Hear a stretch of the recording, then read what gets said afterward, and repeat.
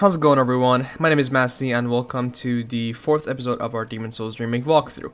In the previous episode, we managed to get ourselves the Crescent Falchion, which is going to be our main weapon for the entirety of the playthrough, and killed the Tower Knight, and now we are ready for the next zone. So I'm going to have to explain something here, which is this episode that I'm recording at the moment is a re-record. My original episode 4 of this playthrough or walkthrough got corrupted, and unfortunately I couldn't really recover it in any way or fix it, so I have to re-record this. I had to make a character from the ground up, but in the original playthrough that I'm going to be uploading on YouTube, we have just killed Tower Knight, and at this moment is the moment we would level up and would, talk to this guy, exhaust his dialogue, just to be sure to do that. One other thing that I do have to mention is that I'm not gonna go... I haven't killed Tower Knight on this playthrough, but the things that I'm going to be doing in the Stonefang tunnels are going to be the exact same thing as I did in the original episode 4 that I recorded. So this episode you might see the differences between my main playthrough and this playthrough, since I've done things much less, but it's fine. For now though, we're going to run up here and kill this crystal lizard.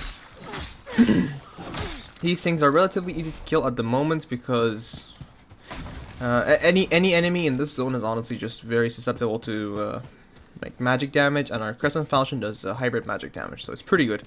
The filthy guy that you can see here, he sells you basic materials. Well, we don't really need to buy anything from him because we will get enough from the enemies that are in this zone. But I'll explain when we get there. For now though, be careful about the two dudes that are throwing rocks at you, which it has a weird hitbox, so keep that in mind. You want to pick up the sticky white slime and just yeah, it's fine. Even if you get hit, doesn't really matter. It's not really fatal. Just gonna use a couple of these grasses just to heal myself up. I'm not gonna use a half moon grass for now. You want to come over here and activate this elevator, and then you want to jump on one of these, and you want to go up first because you have a couple of enemies to kill and a couple of weapons to pick up, or one weapon to pick up. So you come over here, and the first thing you want to do is rush to the back side of this little, place. And then what you want to do with this guy is simply go around him and get a backstab. Pretty easy to kill. Those guys, they're very susceptible to thrust damage. So if you're not using a magic weapon like myself, and you're using a basic weapon, these guys are super resistant to slash. But the thing is, since my weapon is doing magic damage, these guys just get demolished by it. So be sure to use the thrust attacks on these kids. You pick up the Crushing Battle Axe, and this is one of the weapons that I mentioned, I believe, in the previous episode. Pretty much, these are one of the weapons that... This is one of the weapons that, like, specifically devs put in the game for a certain build based on what you want to play. And the Crushing build is the strength build. So this weapon has all the other stats removed, all the other scalings from other stats removed, and only has put focus on the strength stat. First, by the way, you want to go down. You don't want to go down. You don't want to, get off the elevator yet, and you want to come all the way down here to pick up the Stone of Ephemeral Eyes, as you can clearly see.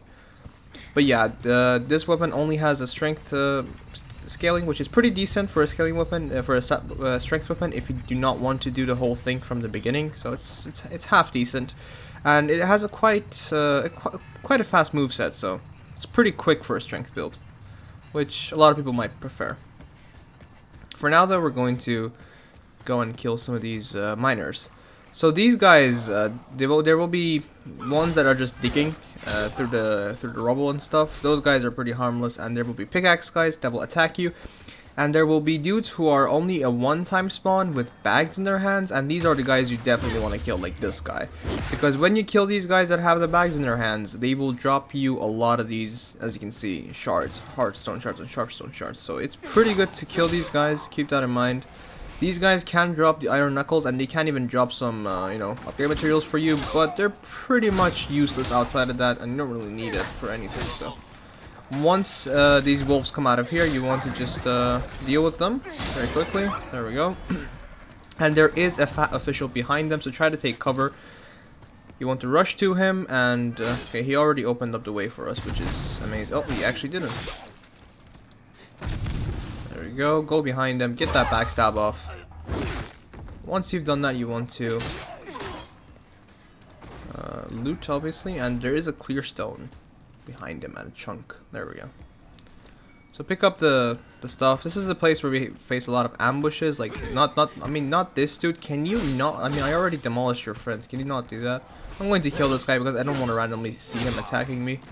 Anyway, come over here. Be careful about this guy.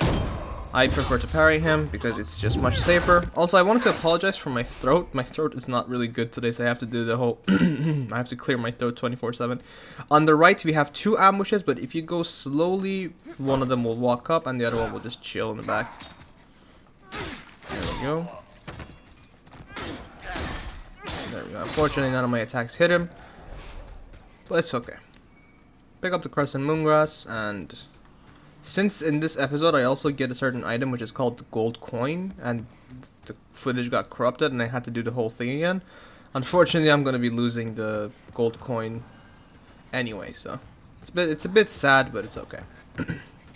So what you want to do on this bridge is that this bridge actually breaks, but you can stick to the left and walk on the railing. You can also dodge that. That's a bit difficult to do at the same time, but we managed to do it anyway, so. Get a backstab on him, as always. These guys are pretty tanky at the moment for us, so... there we go. Once you kill him, you get the official's gloves and the full moon grass. You want to jump on this lever mechanism, I guess. Once you do this, the door that we'll see in a second is gonna open up, and the path forward is gonna be opening. You see this guy has a bag, and that's exactly what we're gonna do. We're gonna deal with the bag dude. There's another bag dude over here. The rest of them are pretty much harmless. No big deal. It's getting on my nerves as well, the fact that I'm doing the whole throat clearing so many times. Anyway, once you cross this little bridge, there will be a couple dudes here. Just get past them, no problem. There's one more bag dude over here. Once you kill this last bag dude, you can... oh my god, these guys are getting annoying this time around. I'm gonna jump down over here, use a late moon grass just to heal myself to full, just in case. And now we're gonna go all the way back up to where we ran on the railing. So, yeah. It's really unfortunate that some of these footages get corrupted and then I have to do the whole thing again. It's pretty annoying. I did not want to go through the problem of, you know, having to kill Tower Knight again. The thing is, I have already finished the playthrough. It's the walkthrough. Everything is ready for upload. But then I was going through the footage and I saw that this episode was just not working. So, aim at that little fire lizard thing over there, and you want to kill him. Pick up the meltstone shard from over there, and now we're gonna continue with the main path. So.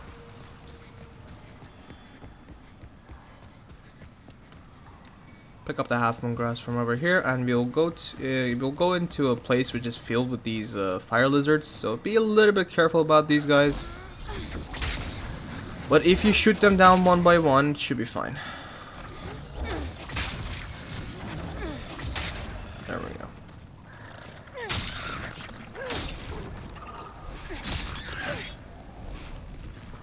There we go. That guy we don't really have to deal with. We pick up the dragon stone shard and the they dropped the meltstone shard as well, and the elixir. Elixir is it's a pretty rare item. I think there's only like one of them in game if you don't start with the gift. So if you start with the starting gift of the elixir, it's gonna be 2. But yeah. The good thing is this video was rather short because I had to do a couple of things and explain a bunch of mechanics in terms of upgrading and such. Since in this video the whole point was just to, you know, go through the zone, but only the first part because we wanted to find a certain NPC. So kill these guys because a couple of them have bags. There we go. Once you get their bags, you want to turn left first. There we go.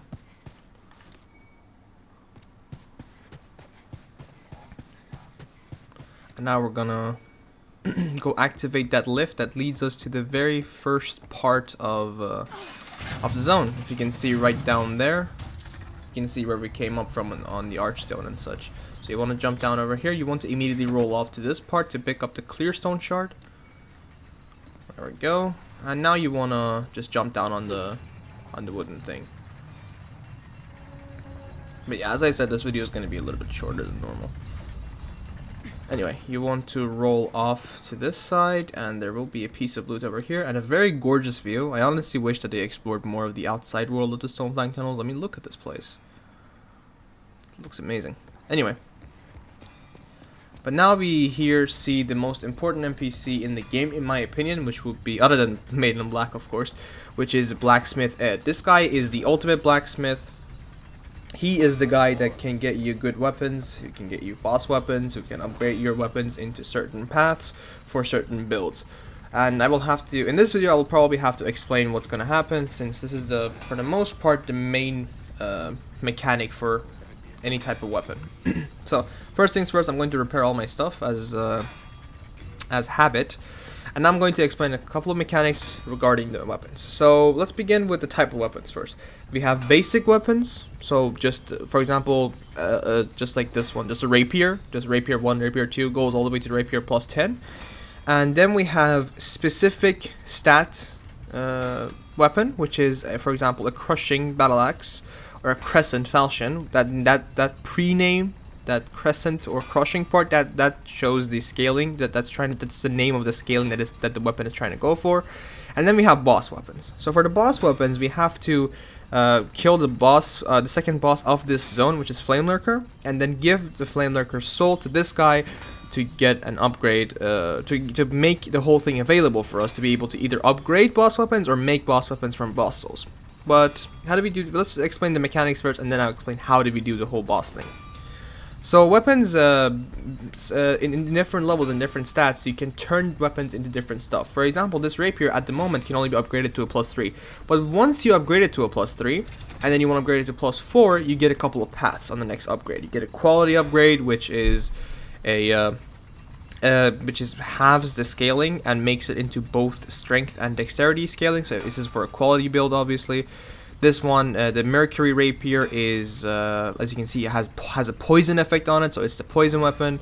And then we have the Fatal Rapier, which increases the critical damage that you do with it. So, as you can see, we can either go with the basic path, which is Rapier +4, or use the relating upgrade material, like Clear Stone for quality, Mercury Stone for Mercury, and Marrow Stone for Fatal. You use the specific item that you need to upgrade for that path. Only like 2 of them, as you can see, 2 shards of that to make it into a new path. The interesting thing is that most of these paths are not done yet. Like, you have more choices. So for example, these three paths, they appear at +3 to +4 threshold.